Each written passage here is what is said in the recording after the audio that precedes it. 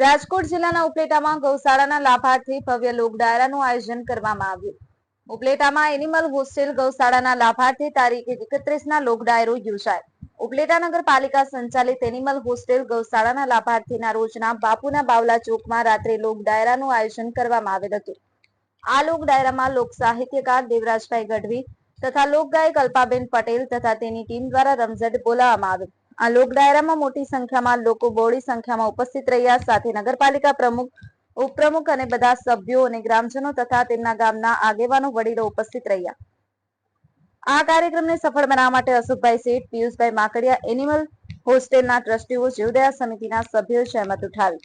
Arsibhai Ahir, Diu 24/7 news, Upleta.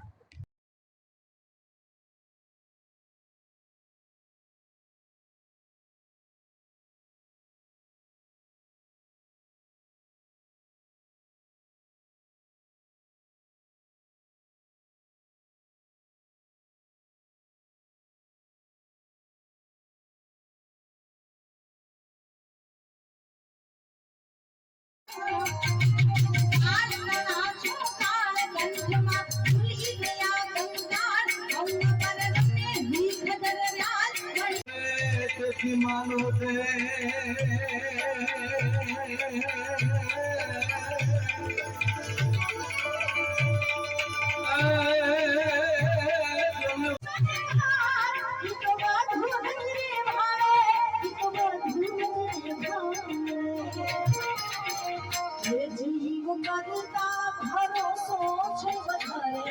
Sonal नाम मारा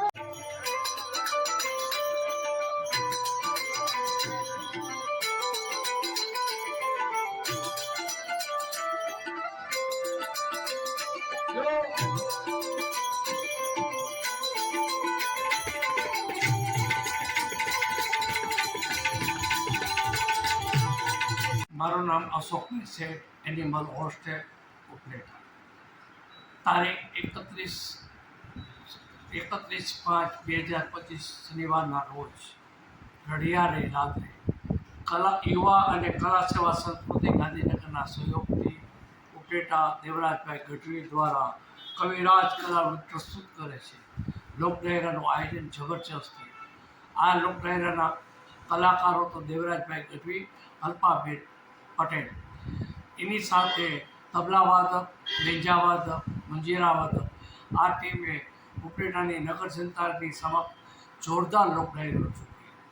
આ લોક ડાયરાની અંદરમાં આનંદ, ઉમંગ અને ઉછળ, દયાપ્રેમી જનતાએ ઉપલેટાના એનિમલ હોસ્ટેલને ખૂબ દાન આપ્યું।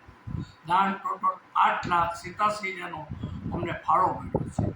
સાથે સાથે રાતના 10 વાગે ચાલુ થયેલું આ લોક ડાયરો રાતના 3 વાગે પૂર્ણ થયો। સંપૂર્ણ આનંદમય, ઉત્સાહમય અને ધર્મપ્રેમી જનતાએ એનિમલ હોસ્ટેલના લાભાર્થીને સાર્થક બનાવ્યો। આવો સાર્થક ઉપલેટા જનતાને ખૂબ ખૂબ આભાર માનું છું।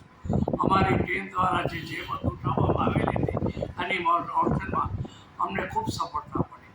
આ સફળતાનું રાજ છે ગાયો જે હશે ત્યાં આનંદ અને ઉછળ હશે અને ધર્મપ્રેમી જનતા તમારી સાથે છે।